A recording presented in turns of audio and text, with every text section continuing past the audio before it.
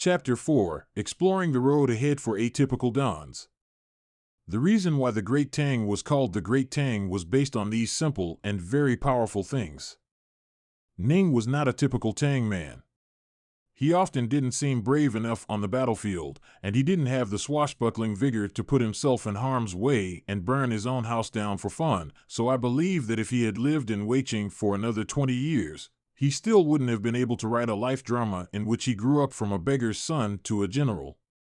But he had been in the army long enough, so long that he could accurately grasp those precious or horrible temperaments of the Tang people in this era, so when he found the arrow eyes on the princess's caravan, he immediately deduced something very head-scratching, that the succeeding Shan Yu on the grassland had the audacity to pursue and kill the princess of the Great Tang, and that if he wasn't really crazy, then it was that there was a really big person within the empire who had colluded with him and had sent him a promise that he would not be pursued by the empire for retaliation.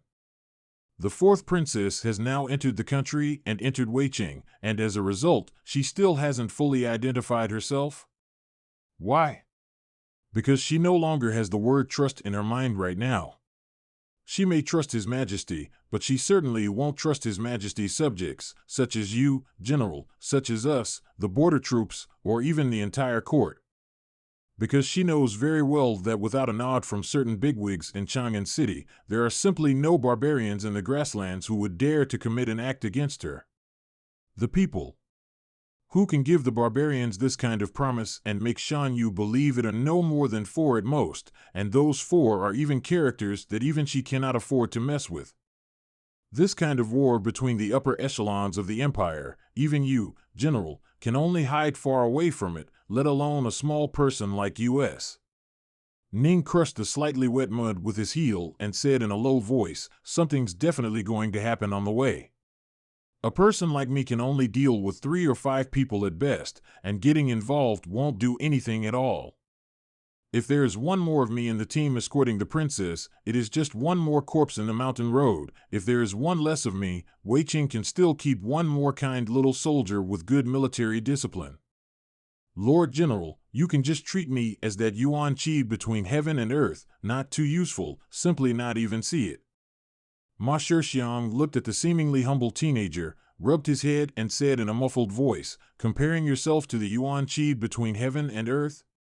Is this considered humility or boasting? If you really want to convince me to take back this military order, it might be more appropriate to say that you're a fart."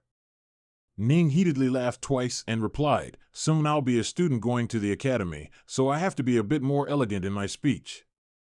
Ma Shixiang didn't continue to make fun of the boy, and after a moment of silence frowned as he explained, "Having you serve as a guide for the princess caravan is actually related to you attending the academy.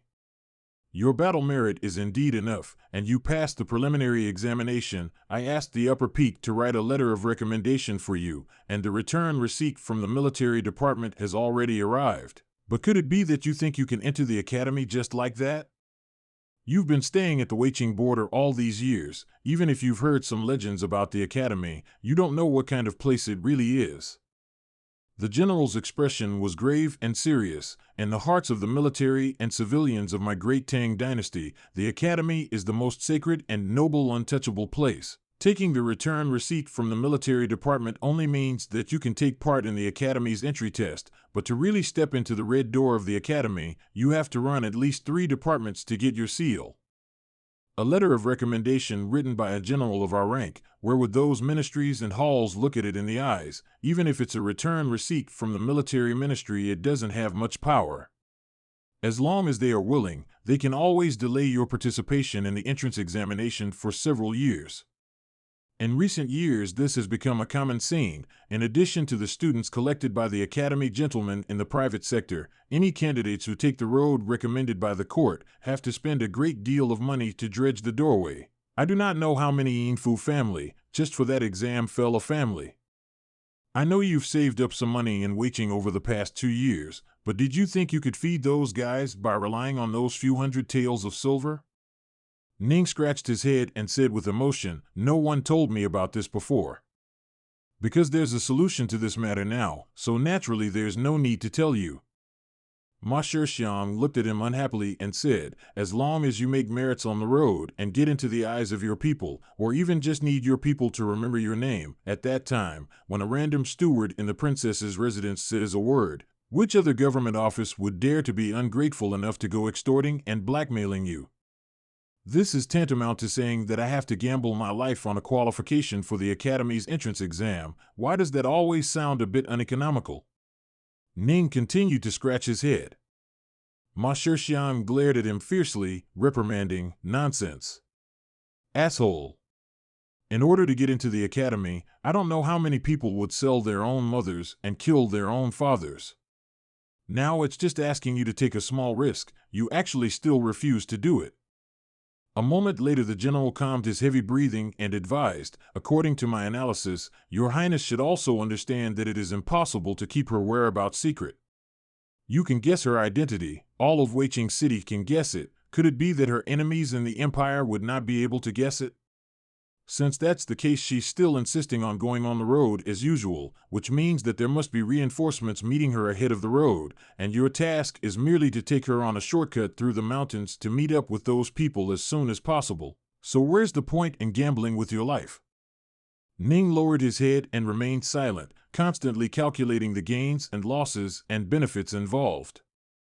As Ma Xiangxing watched his expression, he remembered those strange tempers of this young man's that were usually the most irritating, and knowing that it would be hard to convince the other party to take the risk without coming up with some visible benefits, he couldn't help but let out a sigh and lowered his voice. There's an old man in Your Highness's party, his surname is Lu, and I've heard that he cultivates the southern gate of the Haotian Dao. Upon hearing these words, Ning raised his head in a sudden rush, and his customarily calm and weary eyes actually steeply became extremely bright. Ma Xiangxing looked at him and lamented, You came to Weiqing when you were still a brat, and by yourself, you ingratiated yourself with the young and old in the entire city by relying on your sweet talk and skill. The battalion pawns have changed from batch to batch, and even the meat pie store in the eastern city has changed its owner twice, yet you're still the most favored brat in the bandit den that is Weiqing. He rubbed Ning's head, as if looking at a spoiled child, and said, That year, before the former general fell ill and died, he passed through the doorway to get you a military registration, and then in the fall, when we all went to the grasslands to gather firewood, we were almost surrounded by those barbarians, and it was only thanks to you that we escaped, and at that time, all of Weiqing decided that we would reward you properly, and we even thought about how we would reward you even if you maiden condition was to deflower you with the reddest clear herdsmen in the capital city. All of us would still have to pool our money to get this done in a beautiful manner. The general, whose hair was already gray, turned his words around and said bitterly, But no one thought that you actually wanted to learn those worldly laws. It's very helpless, the whole Weiqing people and even the whole 7-castle walled city. There is no way to find you a teacher. We can only look at you to turn over that Taishang induction psalm tattered and torn, but there is not much of an idea. But now is the chance. Ma Xiangxing's gaze suddenly became stern. Whether it's the academy or that old man surnamed Lu, you must seize it, and you must seize it. Ning was silent for a long time, lowering his head and sighing softly. Actually, there's still some reluctance to part with it. The starlight outside the window is clear and diffuse and faint, and Ma Xiangxing looked at the teenager and said, Weiqing is ultimately too small. You should go to the capital city of Chang'an and go to those really big worlds to see them. Maybe there are a lot of ferocious dragons and vicious tigers in those places, but you, the newborn calf, are really afraid of anyone? At least, those places won't have only a tattered copy of Taishang induction.